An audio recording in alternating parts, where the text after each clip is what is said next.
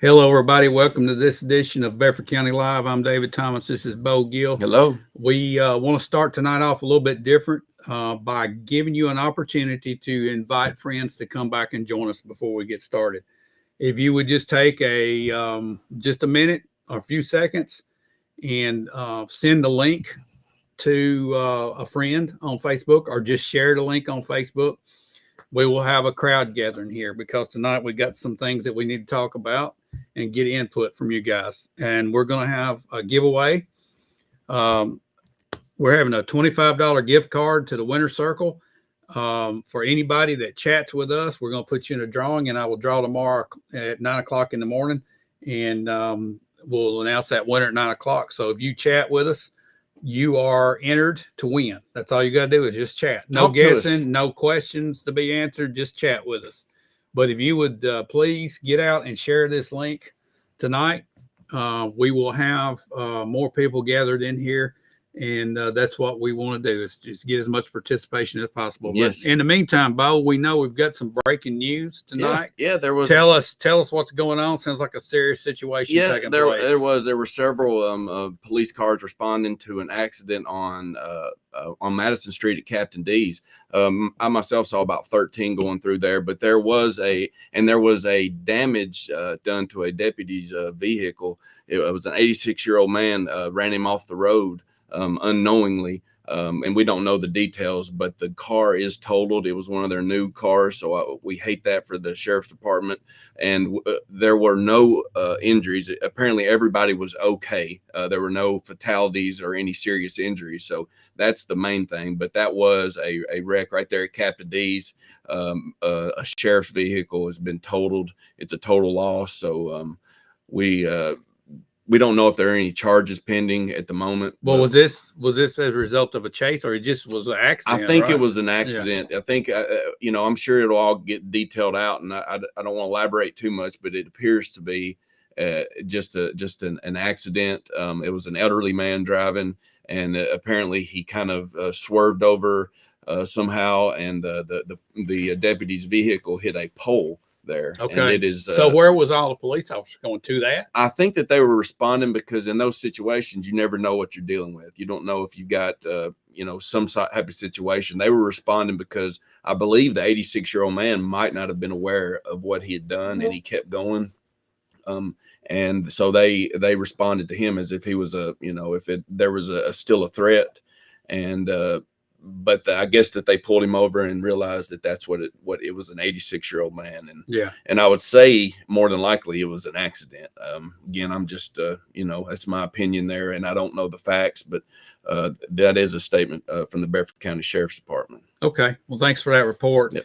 Also, there's a few announcements I want to go over. If you go to our Shelbyville Now website and look at the local news, there's some new things that's popped up there. One of them is the announcement of our Christmas parade on Saturday, December the 2nd at 4 p.m. And if you click on the link there, you can go to our website, click on the banner, and you can see the parade route, which is our typical route around the square, then down North Main, and hang a right on Madison Street. And there's also entry forms so you can enter a float or entry in the parade. So look, here's what's cool about this.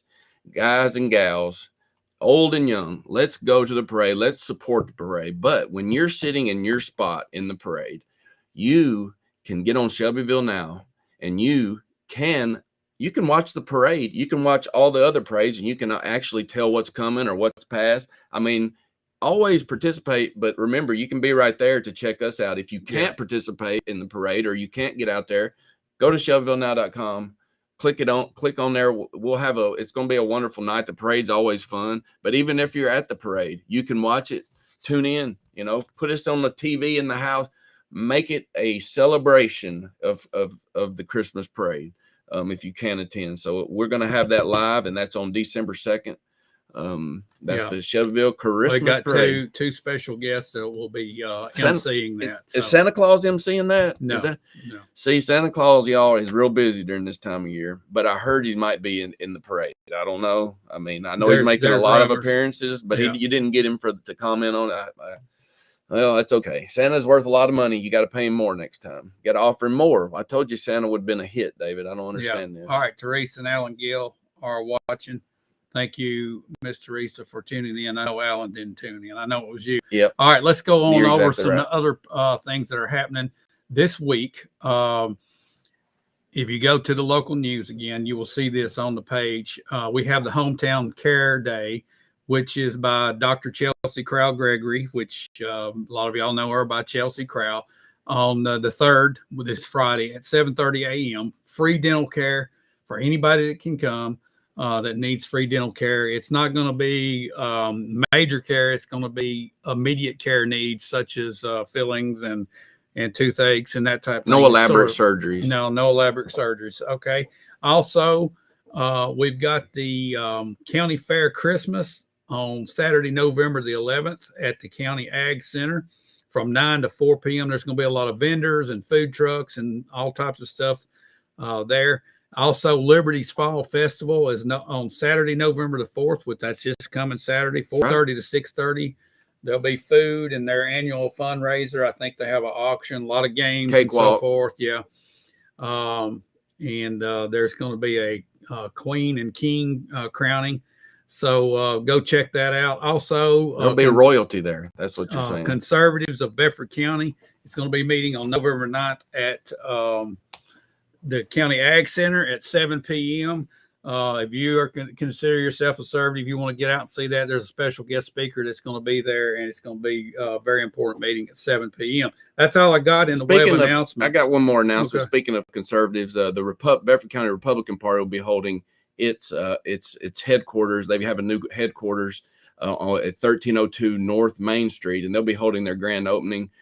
This will be on November the 13th. They'll have State Rep Pat Marsh and State Senator Shane Reeves will be speaking and giving an update of the state. And that'll be November the 13th at the Bedford County Republican headquarters, 1302 North Main Street, and that'll be at 6:30 p.m. Please come celebrate. All right. We've got another guest that's come in. It's Sarah Brown. Sarah, thanks for watching tonight. You are now entered to win the $25 gift card. You have entered.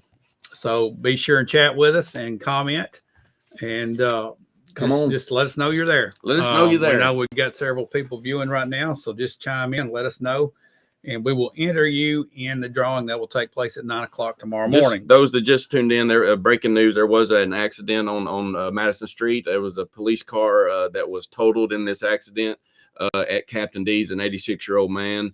I think veered the vehicle off the road, but there were no injuries. Just updating everyone on that that saw the commotion going on Madison Street about an hour ago.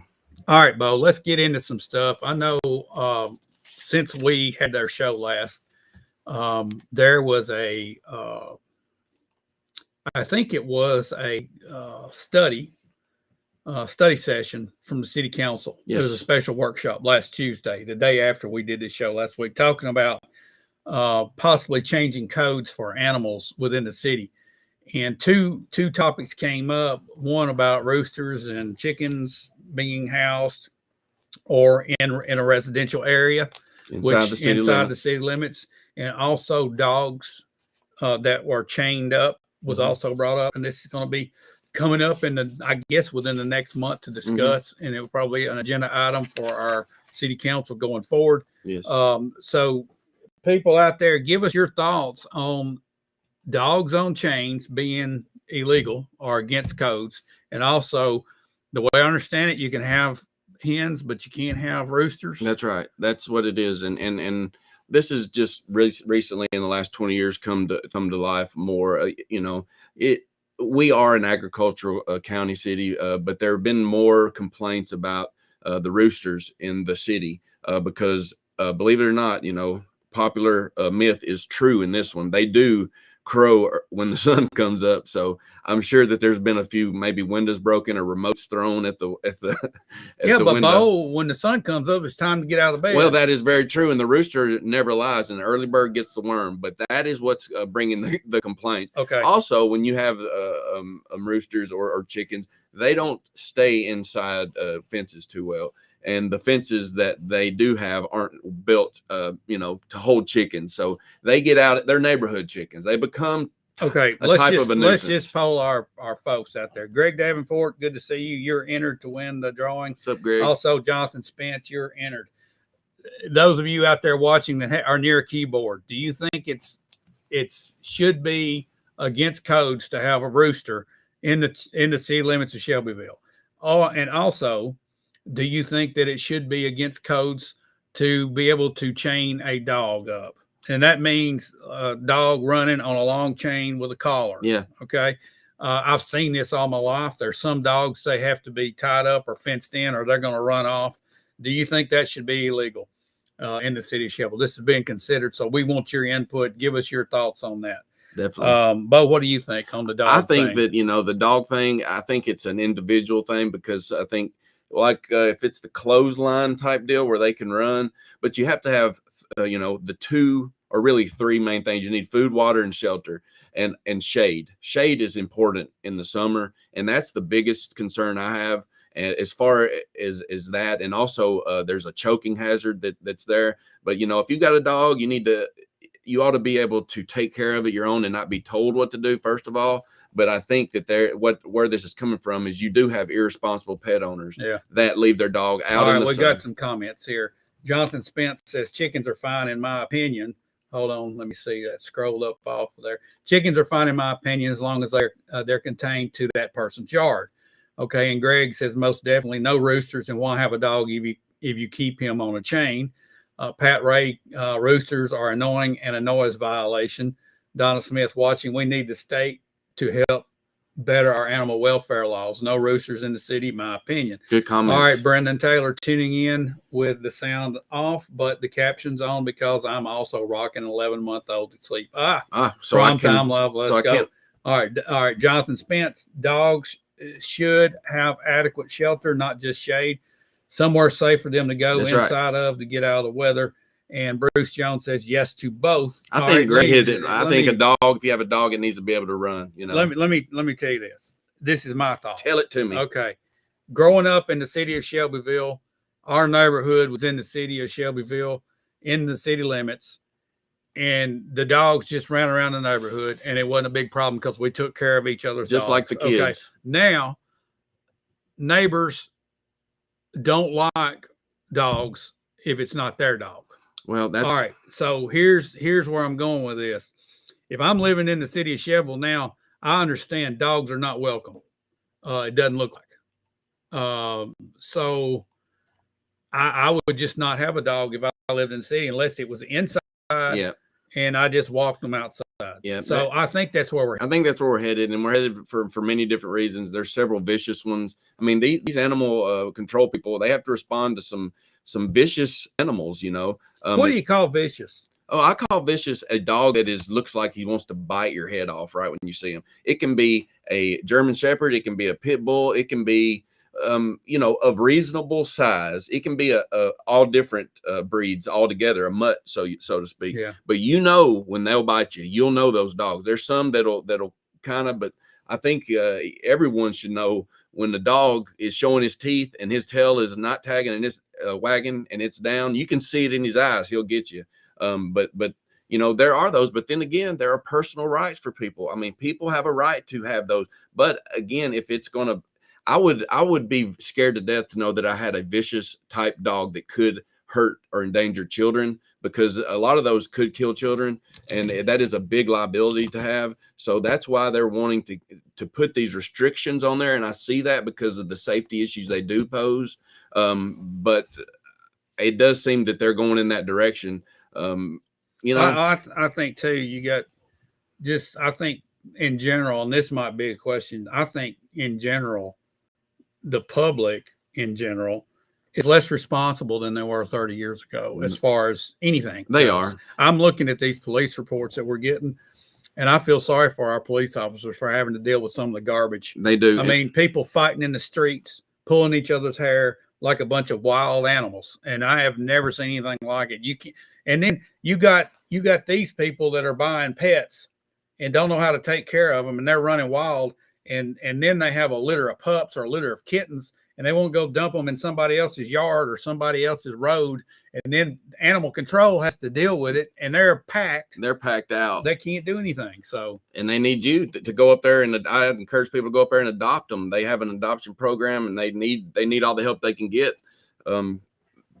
because that is a problem. I mean, it's something that they're facing, especially in the city. On the chicken situation, Jonathan Spence brings up a point. Chickens help people provide for their family in a more economical way. However, if they continue to wander, then they should be taken away and the owner fined. All right. See, he hits both sides of it there. I mean, there's some people that maybe they want to raise chickens and use them as a food source. Okay. Yep. And I get that.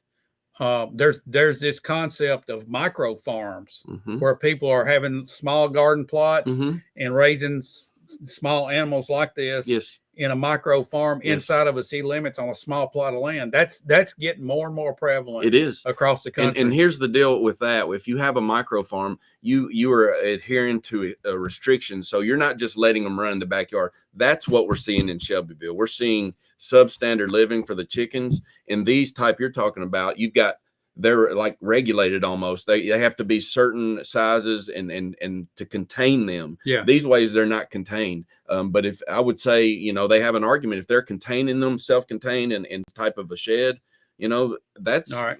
That's a lot of work. And I'd say it's good to have your own eggs and your meat. We got Zachary Waters watching. Thanks, Zachary, for tuning in. If y'all didn't hear earlier, y'all need to share this link with your friends right now and get more people in here, because the next subject we're about to throw out for everybody to talk about, then it's going to be interesting. And I'd like to get a lot of input. Jonathan Spitz says eggs and meat. We have a small flock, 2 houses down, and they keep them contained. The rooster doesn't go crazy, but he does crow every once in a while. And Connie Hasty, thanks for watching. Emily Gill has tuned in. Y'all share the link and get more people in here. And we're fixing to change directions here. But just to update people that just joined us, I know you might have seen some police activity on Madison Street. There was a officer's car that was totaled there. There was an 86-year-old man that had ran him off the road. That's what the word is from the Bedford County Sheriff's Department. There are no injuries, and that's all we know right now. So, okay, back to you, David. I'm sitting right here, Bo. All right. So, in other topics that came up through the city, and both of these topics are city, the Planning Commission is looking at an annexation request off Wartrace Pike. And the way I understand it, it's on the plot of property on the left as you're leaving town, and it's for some apartment complexes, some high density housing. Yes. And Mr. Bill Anderson made a speech to the Planning Commission. What was it? Thursday night. And he made a very good speech. You can go and listen to it. And he brought this topic up, and it can be used on anything that we have to look at. There's nothing wrong with saying no to some things. Yes. In the city and in the county. You don't always have to say yes. Right. Are we at a point, Bo, and you folks out there, you tell me, are we at a point to where we need to carefully consider as we expand our population here in Bedford County? I talked to a friend in Lewisburg over the weekend, and he told me they're having the same issue, that people are flooding in to build because property is cheaper in the rural areas. They're flooding in from Nashville, from Franklin, Columbia, even coming into Lewisburg. And the profits are great. And they're making a high margin on these homes, these big home corporations. It's the same thing is happening here in Shelbyville. Yes.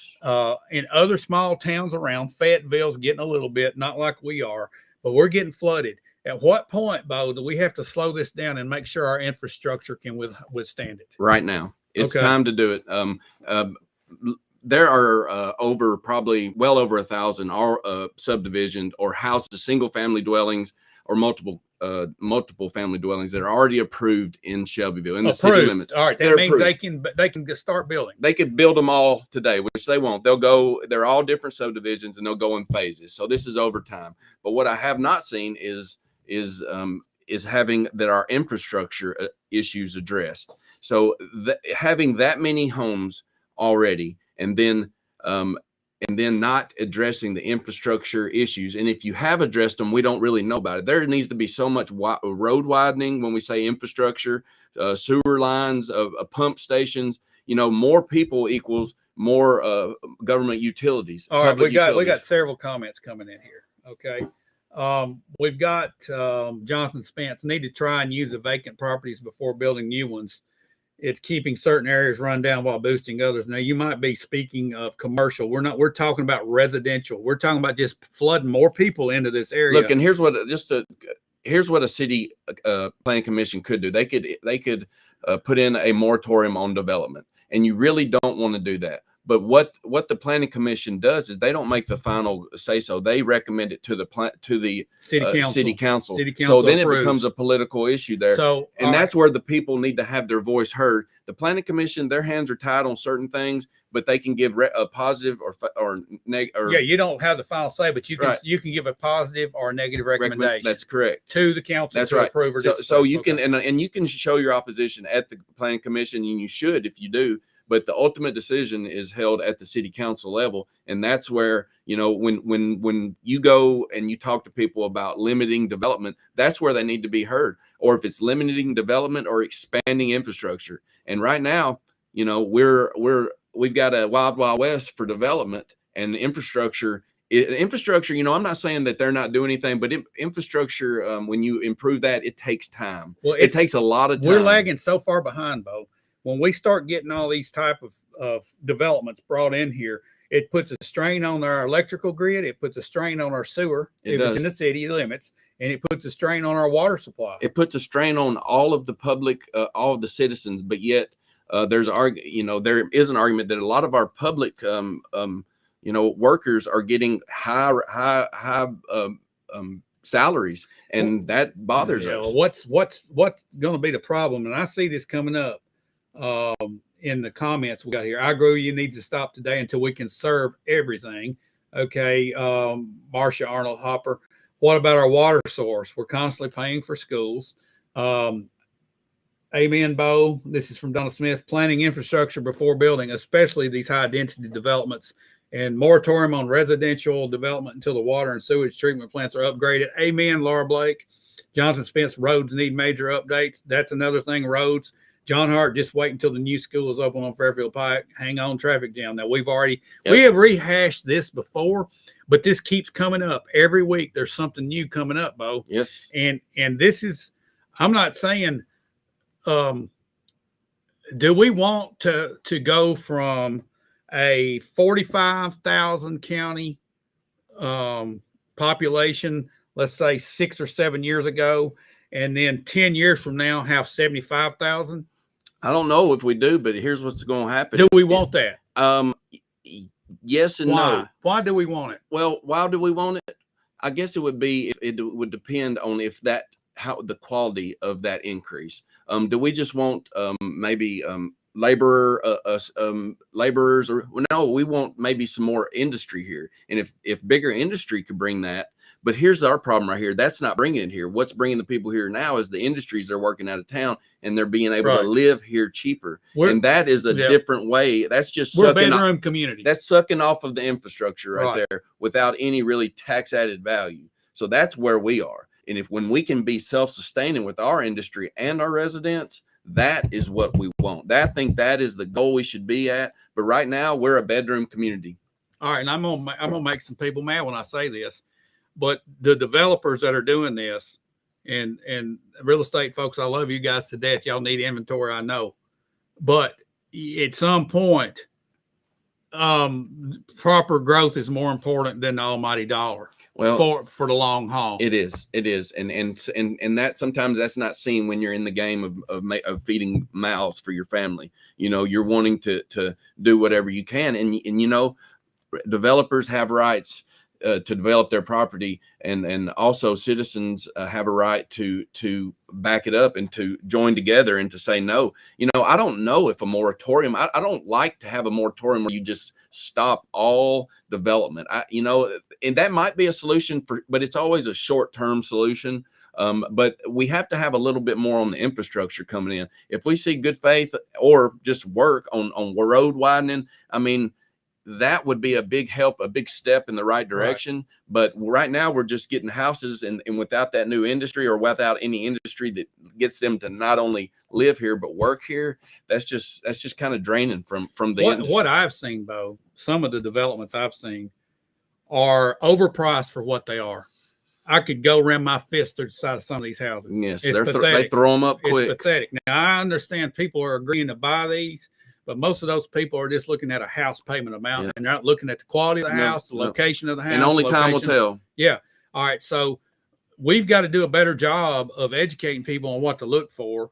And I think we need to slow down, and we need to increase the size of the lots and quit ramming these things in this small piece of property. I agree. And Jennings Lane is another spot, Bo. Yes. What is going on out there? It's another controversial type issue of coming to rezone that to a residential development, and that one would be, you know, either a positive or unfavorable, and it was given an unfavorable. It was a tie vote. It was 4-4. So if a tie vote automatically goes unfavorable to the city council. So that'll be coming up in their next meeting. But how many spots were there? I think 130. On what, 35 acres? Yeah, somewhere. You know, so roughly a third of an acre per house. Yeah, it was it would have been an R2 or R3, I think, zoning. And what does that mean? Explain what the R1 and R3. You got R1, which is low density residential. It's has the larger lots. You know, you've got space in between you. It's an acre or less usually. Then you've got R2, which is medium to low, which are, you know, a little bit smaller lots. But they're single family dwelling. Then you have the R3, which can allow for duplexes, and it's a medium density.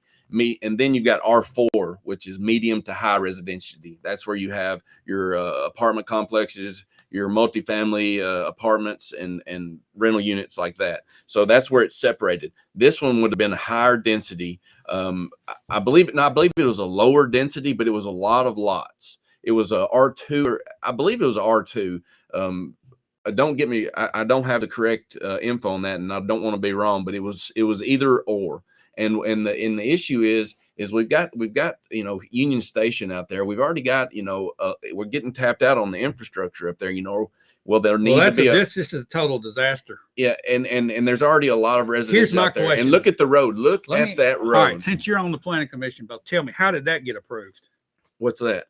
The Union Station's addition, that second tier of it, when it started going down the tube. Well, a lot of times that right there got put through years ago. I was on the planning commission when it went through, and that was when development was limited. A lot of these things that were put through were several years ago, where we wanted that development. And I understand that first project never got built like it was designed to do. It was designed to have financially commercial. Just didn't get pulled off. Yes. All right.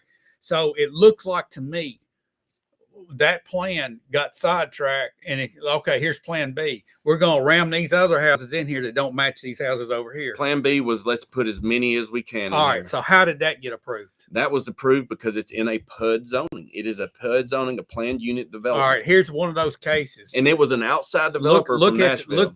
We could look back on this. All right. And there's a lot of comments coming in, but I really want to hit home on this about what Bill Anderson said in his speech. And the whole point of this, it's okay to say no. Just because it's in code doesn't mean that they can necessarily go down that path and do it. If it's not good for our city at that time, and looking back on it, it wasn't good for our city at that time, because now, 6, 7, 8 years later, you got, and I know a guy that lives out there, and he told me that last year during some rain during the winter, one of the hills that they built this house up on just collapsed and slid down. We got landslides taking place. It's bad, but let's clear up about the planning commission and the city council. Right, city council had to put the stamp on it. So the planning commission has to abide by their book, by their code. And if they can give either favorable or unfavorable, it's up to the city council. So they sometimes the city planners have to say yes because it meets A, B, C, D criteria. But when it goes to the city council, it becomes a political decision. Then you can simply say no, and that I Connie think Hasty, there's she been just a said lot. it. Just say no. Just say no. Just say What no. they say, that's the All 80s right. drug campaign. Just say but no. even if it does meet all those things, the planning commission can still say it's unfavorable because we don't feel like it's best for our city at this time. They can. You can still say you that. can say that, and that has happened in the past. The thing is there's so many vacant lots right now that haven't been developed right now that I think they need to get developed first. Let's develop what's on the books. And then I think Jonathan Spence brought something up like that just a little while ago. Let's other developments. All right. Jonathan also says we really need to keep farms in the area running and producing. They've been here for decades. So I guess this type of development has done two things.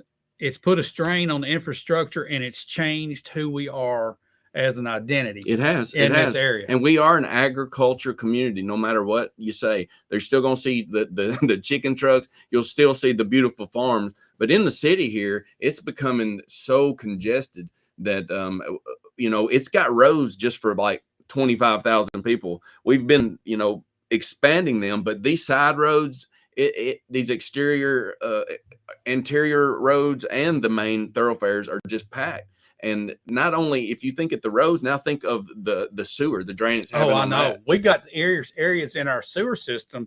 The lines are absolutely collapsing. I know there was a lady on here maybe a couple months ago we were talking about the smell in town. Mm-hmm. She said that she was told that some of the sewer lines actually collapsed in the ground, and you had raw sewage getting spread out in the topsoil. We've got several in the city that are made out of that clay pipe, right? And they need to be, but that takes that'll take millions to get all that. Okay, but who pays for that? We do, the taxpayer. And why would the taxpayer pay for sewer lines? I thought we did that. Then that included in our bill that we pay. It should be. They have some infrastructure. infrastructure. I hope that they do. Who replaces those lines, the sewer lines? That would be the Shelbyville Public. Okay, but that's not tax money. That's revenue coming in. It is. You're right, but it's from the people is what I'm saying. Right, yeah, we're paying for a service. We're paying for our service, and then we're getting, that's right. Here's a question for everybody out there. Would you agree to a 20% increase in your sewer charges going forward to have new sewer lines put in? Or do you think it should already be calculated for growth? I would hope it's already calculated in there. And I'm not saying that it isn't, but I think that they, and let's not beat on them too hard. Look, I see the guys, they're installing new stuff all the time. I don't really know, and it would be good to get the info straight from the cat's mouth or whatever. Well, this gets back to what we're talking about. Why it's okay to say no because of that issue. Well, that's the whole issue. Yeah. And we're here, and they're still going up, and the people are still coming. Jonathan Spence says it's already calculated. I think it is too. But does the infrastructure get pressured when we throw 2,200 new homes on it? Okay. Yes. That's the problem. We did not, and whoever figured for a moderate to a minimal growth rate like we've always had 30 years ago, it's when you start planning for this type stuff today, and it hadn't happened. They didn't see, they underplanned at 20 years ago. And this stuff is here. We got to pull the reins back and say, wait a minute, the tough stuff you're talking about, we're 10 or 15 years away from being able to handle. That's right. And we need, and the public needs to be more aware of that. And they need to let their counselors, city councilors, and Bedford County commissioners know about this. They need to let them know because they're hearing it, believe it or not. I think it's time for some action on that. And you don't want to, there's a fine line on development and on progress of development and then saying no. But there is a time, absolutely 100% to say no. Are we there yet? We're not even close, I don't think, Bo. Just based on what I'm seeing and hearing from people. Right. Traffic problems, infrastructure is part of the road system, is part of the infrastructure. And then you got water, sewer, electricity, and just general. Well, just think of the police, the extra police that are needed, the extra fire. Yeah, we're talking increased taxes because, like you said, these folks are leaving town every day to go somewhere else and get a job. But it's a tough call to make. Healthy growth is not necessarily just more numbers. No, it's not. And I think everybody looks at our population growth. Oh, wow, we're growing. Actually, we're taking steps backwards when we don't have our infrastructure right. Okay, here's another comment. Roads, electrical, water, sewer, Not to mention our emergency service. There where you they go. push past limits. Jonathan is right on target. That's right. And what does that mean? More hiring equals more, you and know. Bruce Jones makes a good point. Let these junk house builders pay for it. Well, I agree with you. Good. I agree with you. I think if we jacked our price up on this impact and it went toward infrastructure, I would, you know, it wouldn't be a bad idea to look at. But you're exactly right. They come from out of town, and they just, you know, they don't crap where they sleep, so to speak. Yeah. Okay. What? Oh my, Brandon Taylor. I would consider supporting a 20% increase if I could see how the taxes and bills I'm already paying are being properly spent elsewhere. I agree with you there, Brendan. But that sounds like too much transparency than some decision makers will be comfortable with. Remember this, Brendan. These decision makers are representatives. And this is something else we need to get. They represent us, and we need to hold them accountable. Now, right now on Shelbyville Now, if you go to the homepage and click on local news, you have an opportunity to rate your county commissioners. You can go and give them a score. And at the end of this, I'm going to rate these from top to bottom with a composite score so that you will see who is the public's favorite commissioners from top to bottom. I'm going to do this with city council. And this is not a personality contest. This is no. You know, this is a. Are they accessible? You know, do you call them? Do they call you back? You know, do they respond to your voice? Right. And it can be a personality deal, but let's remember that they are servants. So we might like them, and it might be our best friend, but we might not like the way that he votes or he acts politically. It's okay to give him a low rating. Here's a question, and Bo, you will know this. Jonathan Spence has a question. Has there been any movement on the swing farm on 41? No, there has been several. There's been several, the way I understand, offers on that property, but I don't think there has been anything done. They're still running cows on it, but I do see that as a valuable piece of property to have some type of development in the future. But as far as I know, as of right now, no, there has not been any movement on that. Okay. Well, do you think that we will see some of these floodplains get restricted a little bit more? We talked about this a little last week about this filling in a hole. Well, they were just kind of Coney Island Road specifically. That when the growth started, and then the Coney Island, you know, they just started building them everywhere. And what they tried to do was legal on the books, but it might be time to curtail some of that, because I foresee a disaster just waiting to happen due to these loose regulations and these I call the Wild Wild West of building houses. And I think maybe, you know, it's not a smart, you know, I wouldn't want to sell a house to someone in a floodplain without letting them know 100%. Are you sure this might happen? Now, some of those houses on Coney Island, they are in the flood plain, but not in the flood zone. Yeah. So there is a difference there, but that does, when it has the word flood in it, it always means a couple things, that it might flood and that you're going to have to pay flood insurance. There's 50-year lines, 100-year lines, and I think you can't build on a 100-year floodplain. That's right. Above that. And you're going to have to get flood insurance on those, or you're going to have to demonstrate why you don't. So it's a headache either way, which should be discounted. But these houses are selling for top market prices. All so right. Here, Greg Davenport comes in. He's talking about. He said, "I know y'all talk about this every week, but the homeless and meth users are overtaking the river bridge. I would be willing to do something, but I can't do anything by myself." Saturday night, there was a guy on Northwest side on top of Hill, just completely out of his mind. Why don't our police do anything about it? Isn't this the same as drunk in public? Yes, they do, Greg. I have talked to several police officers about this, both county and city, and it's like playing whack-a-mole. You run them in, and they're right back out on the street pretty quick. But you still got to whack them in. Yeah. And we ought to do that. And I hope, Greg, that you reported that and you probably did. And I hope that they responded and got the person help or whatever attention he needed, or just locked up. But let me tell you, for anybody that says it's not a problem here, they're lying to you, because we can see it. You can look in some people's faces, some friends I've known for years, and I know something ain't right. And it's either time to get help to the ones we love, do it in a loving way, or we can enable them and think we're helping them and actually making it worse. So sometimes if y'all need to, and if you're struggling with that, you know, there's places to go to get help. But, you know, that's a problem here in town. When you see all these homeless, it's like, this wasn't here so many years ago. This is new. You know, are they dropping them off, or people just, you know, are they just quitting life and just going under the bridge? That ain't fun. I mean, get out and Greg, get something. Speaking of the meth issue, just the other day, I saw 5 young men with backpacks again, Uh-oh, making their rounds. The backpack guys are out again. But you they're- know what that is. Well, It's obvious what it is. well, I mean, so what do you do? I to mean, be determined. All right. Brennan, he says, But I'm gonna carry a briefcase from now on. I just now took the poll, David. I can't speak for other districts, but District 6 is in excellent hands. Thanks for that comment, Brennan, and Jonathan Spence. We've been told previously that a deal had been made. People came out, surveyed, drove all over and staked some stuff out. He's talking about the swing property. It could be. That would be a private issue right now, but I have not seen anything publicly related on that. Yeah. But I appreciate the info. Yeah. This another issue here is domestic violence and the loved ones, or used to be loved ones, getting into it a lot and having these police. It's nonsense. And it's nonsense, and they're coming back and forth, and they're finally hauling somebody off to jail. And he said, she said, y'all just quit, just walk away.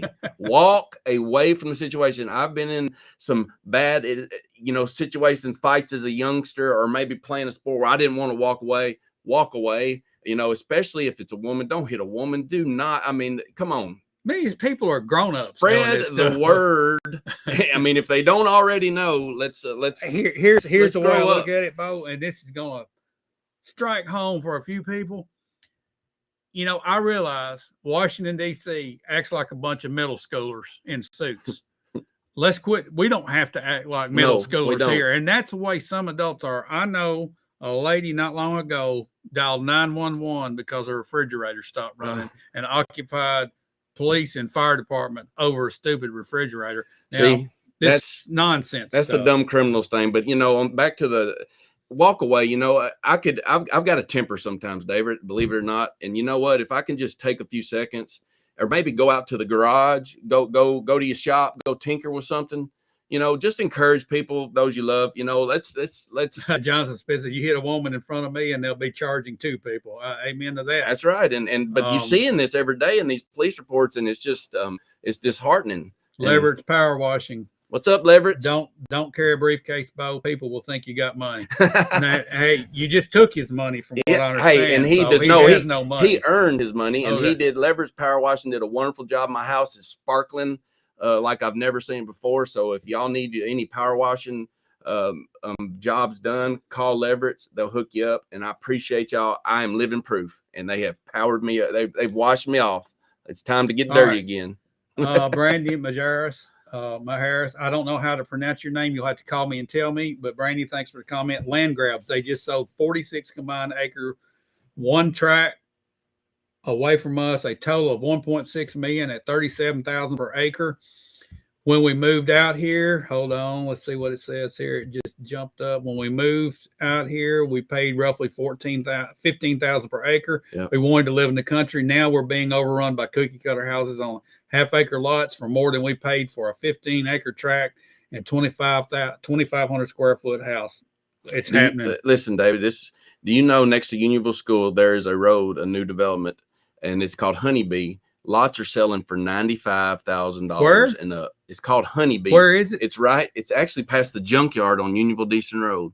If you're going, it's in between the junkyard. You got to be kidding me. 95,000 and up a lot. Now they're nice homes. Now, if you all live there, it's nice homes. But we're just talking about how much the market has grown since just a few years ago. It's not grown. It's gone berserk. Exactly. It's gotten in a microwave and gotten blown up. Connie Hasty, I wish everyone could have seen the crossroads at Edgemont Baptist Church last week. It was on domestic violence. Boy, that's something this community needs. I tell you, just seeing the police reports, it's heartbreaking to see this much turmoil. But I digress. Okay, Tamara Price, I try to tell folks a homeless population is everywhere. You're right. The problem keeps exploding. I'm glad to hear you guys being positive with your response to this whole country issue. I was in Lawrence County last week just to hit on her that it is an issue around.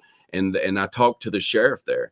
I was invited there to speak for the local Republican Party. And the sheriff, I asked him if they experienced those same issues. And he said they do. He said not to the degree that we're having, because I told him kind of how we are. He says, but you do. He said, but mainly they just have the regulars, here's but I think we're getting more than some of these. We've got to wrap up, but I want to talk about that just a minute. Bedford County has an enormous amount. When I say enormous, I'm talking about compared to other counties and other cities our size.